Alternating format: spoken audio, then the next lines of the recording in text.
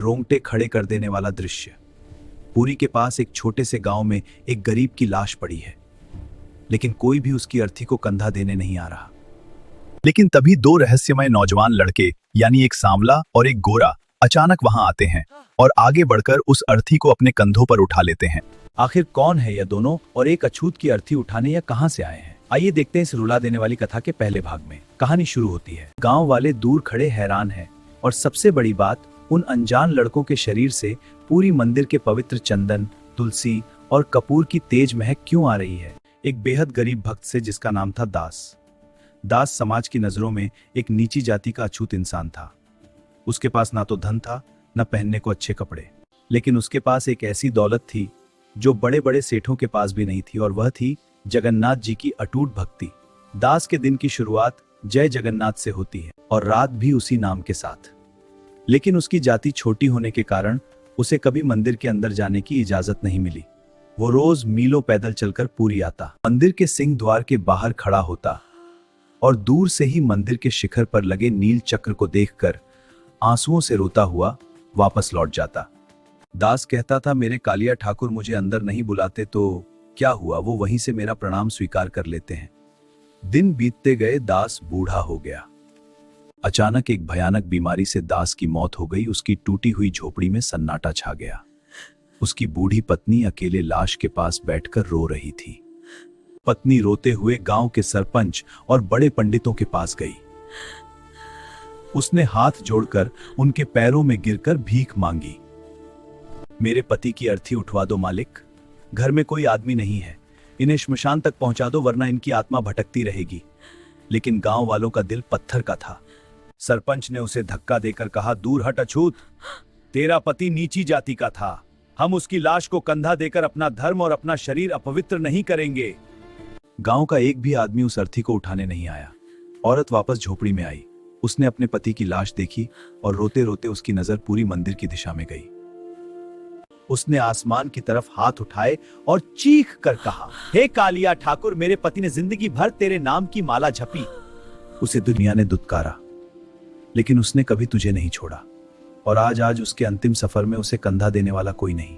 क्या यही सिला दिया तूने उसकी सच्ची भक्ति का? अगर तू सच में है तो भेज किसी को मेरे पति की अर्थी उठाने के लिए।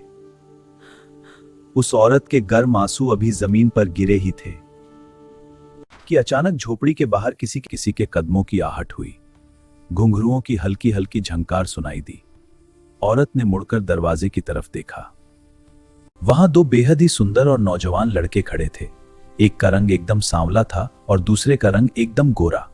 उन्होंने पीले और नीले रंग के रेशमी कपड़े पहने हुए थे और उनकी झोपड़ी में कदम रखते ही वहां की बदबू गायब हो गई और पूरी झोपड़ी पारिजात के फूलों और चंदन की खुशबू से महक उठी। औरत ने कांपते हुए हाथ जोड़कर पूछा, कौन कौन हो बेटा? इतने सुंदर और इतने अमीर घर के लग रहे हो। इस गरीब अछूत के घर क्या करने आए हो? उस सांवले लड़के के चेहरे पर एक बहुत ही प्यारी और ब्रह्मांड को मोह लेने वाली मुस्कान थी। उसकी बड़ी बड़ी गोल आंखों में आंसू थे। उसने आगे बढ़कर उस बूढ़ी औरत के आंसू पोंछे और कहा, माईदास काका ने जिंदगी भर मेरा ही नाम लिया और मेरे बड़े भाई को प्यार से पुकारा है। पूरी दुनिया ने उन्हें अछूत कहा, लेकिन उन्होंने हमेशा अपना बेटा माना, और जब एक पिता दुनिया से जाता है तो उसका बेटा उसे कंधा देने जरूर आता है। हम अपने पिता की अर्थी उठाने आए हैं। माई औरत सन्न रह गई। उसे कुछ समझ नहीं आ रहा था। उन दोनों लड़कों ने बिना किसी झिझक के आगे बढ़कर उस अछूत माने जाने वाले दास की अर्थी को अपने कोमल कंधों पर उठा लिया। सांवला लड़का आगे की तरफ और गोरा लड़का पीछे की तरफ।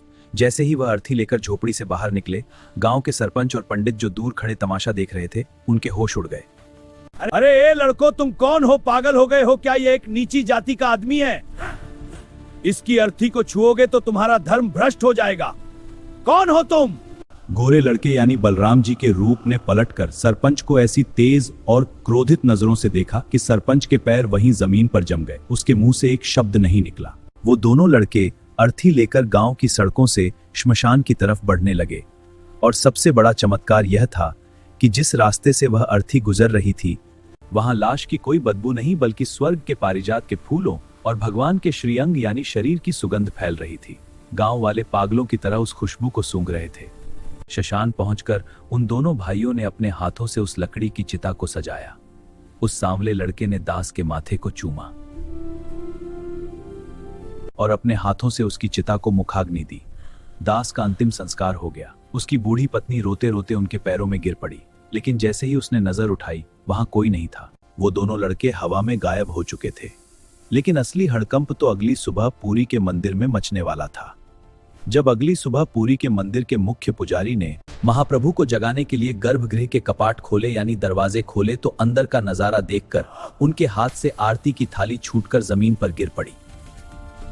पुजारी जोर जोर से रोने और चीखने लगे,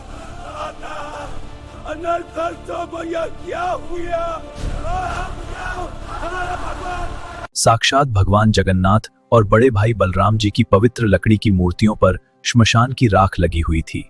उनके पीले और नीले रेशमी कपड़ों पर कालिक पुती थी और उनसे चिता के जलने की गंध आ रही थी।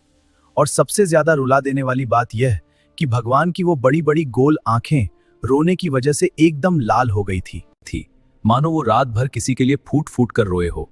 पुजारी दहाड़ मार मार कर रोने लगे, अनर्थ अनर्थ हो गया, हमारे भगवान को ये कि क्या हो गया। जल्दी से महास्नान की तैयारी करो, भगवान को नहलाओ। पुजारी दौड़े दौड़े पानी लाने गए, लेकिन तभी मुख्य पुजारी वहीं जमीन पर बेहोश होकर गिर पड़े। बेहोशी में मुख्य पुजारी को एक सपना आया। सपने में साक्षात जगन्नाथ जी आए। उनके चेहरे पर वही राख लगी थी, लेकिन उनके होठों पर एक प्यारी सी मुस्कान थी। भगवान ने कहा, पुजारी रुक जाओ, मेरे शरीर पर लगी इस राख को मत धोना। यह कोई साधारण राख नहीं बल्कि दुनिया के सबसे पवित्र चंदन से भी ज्यादा कीमती है। पुजारी ने रोते हुए पूछा, प्रभु यह किस चीज की राख है? आप रात को कहां गए थे? जगन्नाथ जी ने जो जवाब दिया उसे सुनकर पुजारी की रूह कांप गई। जब पूरी दुनिया ने उसे दुत्कार दिया था, तब मैं और मेरा बड़ा भाई बलराम उसके बेटी बनकर उसकी अर्थी उठाने गए थे। यह उसी दास की चिता की राख है जो मुझे प्रेम से पुकारता है। मैं उसके हर सफर में उसके साथ खड़ा होता हूँ। मेरे लिए कोई जात पात नहीं है। पुजारी की अचानक आंख खुली। वो पसीने से भीगे हुए थे।